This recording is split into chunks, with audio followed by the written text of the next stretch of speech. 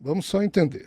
Jesus foi um homem que viveu na Judéia, viveu na Palestina, e que, através da linguagem do aramaico, produziu uma série de informações que foram depois anotadas na língua grega e na língua latina. Uhum.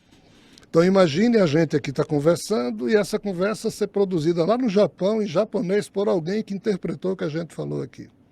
É mais ou menos o que houve com Jesus. Só que, decorridos esses séculos, na época em que Constantino, imperador romano, meio que convencido pela sua mãe Helena, que diz: filho, a maioria dos romanos são cristãos, então não adianta você perseguir os cristãos. Que tal você se tornar cristão? E então, entre aspas, você vai ter apoio do todo o Império Romano, porque o Império Romano quase todo é cristão, ainda que você não goste.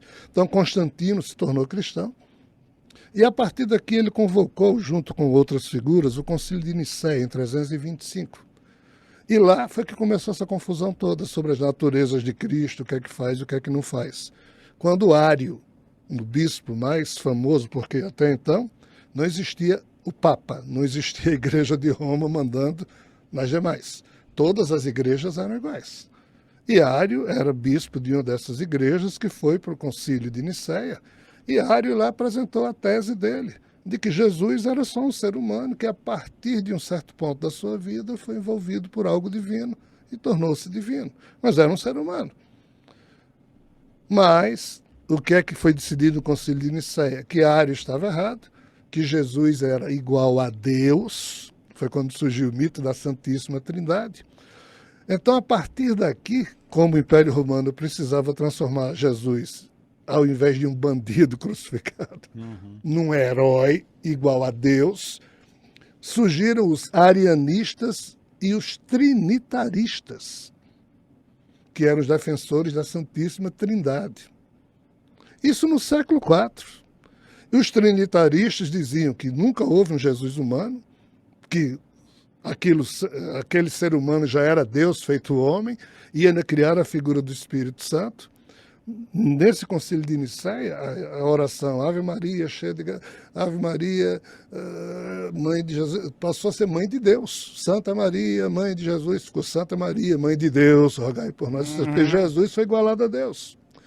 Para complicar tudo, depois que surgiram arianistas e trinitaristas, os nestorianos começaram a dizer que Jesus era um médium.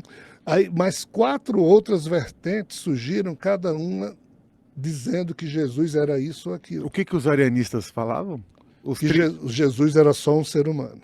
Que recebeu incorporou uma consciência divina ali. Alguns diziam que na hora do batismo de João, que João Batista batizou Jesus, ele teria recebido o influxo do Espírito Santo. Só que o Espírito Santo é a invenção dos trinitaristas. Dos trinitaristas.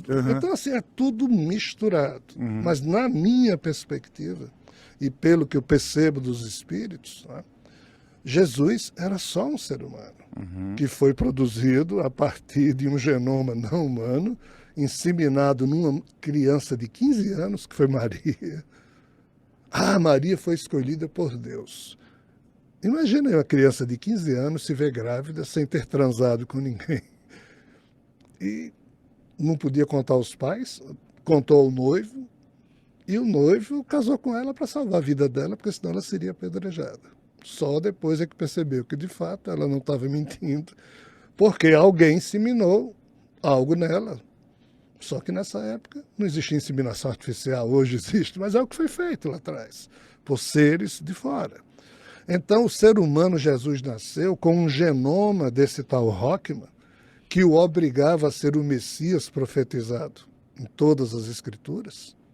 O Messias super poderoso, com superpoderes, que iria reunir todos os humanos sob uma mesma bandeira e levá-los de volta para Javé, porque Javé havia perdido o controle sobre os humanos desde o episódio de Adão e Eva. Então, Jesus tinha nele o genoma com as ordens que ele deveria cumprir como um super Messias, mas também tinha o genoma da mãe dele. E qual era o genoma de Maria?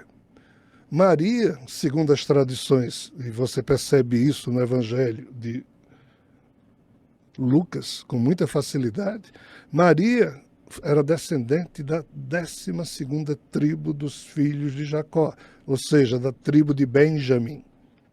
A tribo de Benjamim foi uma das 10 tribos do reino de Israel, já que as 12 tribos se separaram em 2 reinos em 922 a.C., quando Roboão, filho de Salomão, foi assumir o reinado sobre as 12 tribos.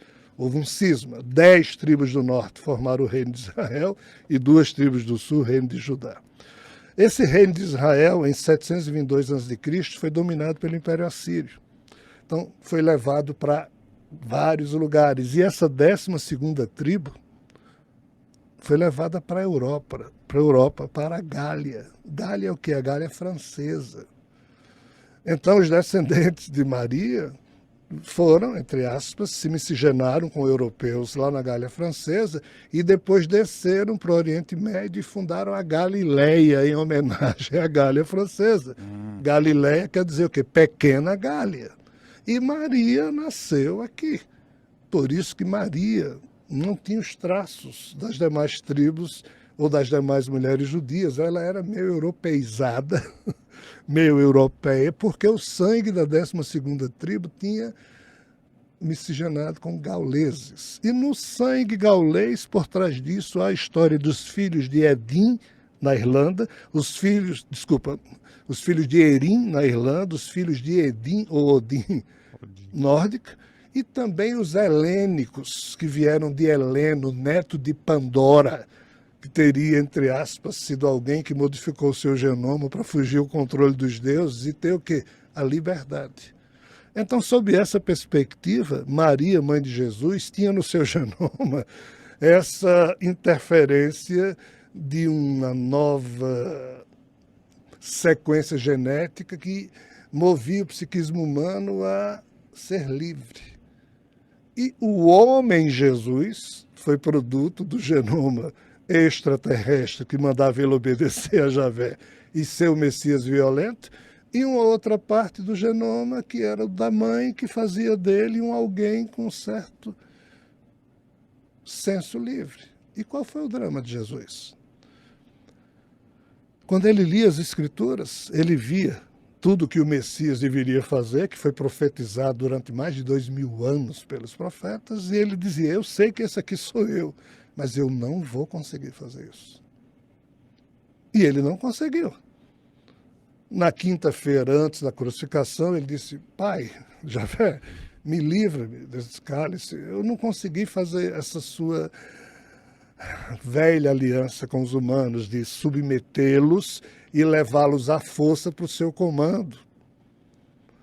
Eu criei, Javé, uma nova aliança em que eu vou convencer os humanos a irem por amor. Javé disse, não, isso não presta não, eu quero a velha aliança. Você me desobedeceu. Você tem que ser punido, você vai ser crucificado. Jesus tinha poderes pessoais para fugir à crucificação.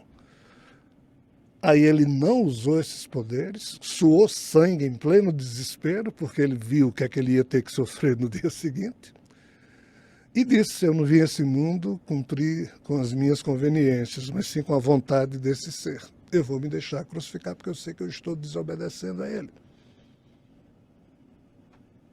Se essa interpretação for verdadeira, e é o que na espiritualidade todo mundo sabe, aqui embaixo ninguém sabe, 2000 anos, e ninguém sabe disso. Se vocês me permitem, recentemente a gente produziu um curso sobre os mistérios da vida de Jesus, são 4 aulas, em que a gente explica tudo isso, tentando, entre aspas, pela primeira vez, inocular na cultura humana uma semente de reflexão sobre o porquê de Jesus ter sido crucificado. Por quê? Por que ele foi crucificado? O que é que a teologia diz? Porque Deus é maravilhoso e amou tanto a humanidade que mandou o seu Filho dileto vir aqui sofrer para que com seu sangue os pecados humanos fossem apagados. E nós, humanos, os cristãos, há 2000 anos que aceitamos esse tipo de explicação teológica, e a pergunta é, como é que um Deus maravilhoso faria isso? 2, por que um Deus maravilhoso precisa do sangue humano ou do sangue de um justo, do sangue de um ser humano para pagar pecado? Que história é essa? Mas assim, a teologia, com toda boa vontade, procurando com alguma lógica fornecer uma explicação, mas isso é um disparate total. Mas é nisso que nós acreditamos.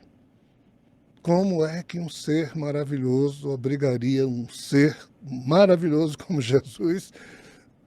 Então, assim, é uma história muito mal explicada e durante 2000 anos a igreja acobertou esse aspecto. Aí você pode perguntar, mas quem diabos é você para estar falando isso? Esse é o meu problema pessoal. Eu sou alguém extremamente pequeno, cheio de defeitos, mas desde o ano 1986 sou perseguido por esses seres para escrever esses livros, fazer essas palestras esclarecendo isso que eles chamam de revelação cósmica. A revelação cósmica não tem uma verdadezinha a apresentar, não tem nenhuma certeza a apresentar. Questiona todas as certezas do passado, porque todas elas precisam ser questionadas, porque gerações humanas futuras não vão embarcar nesse tipo de crença.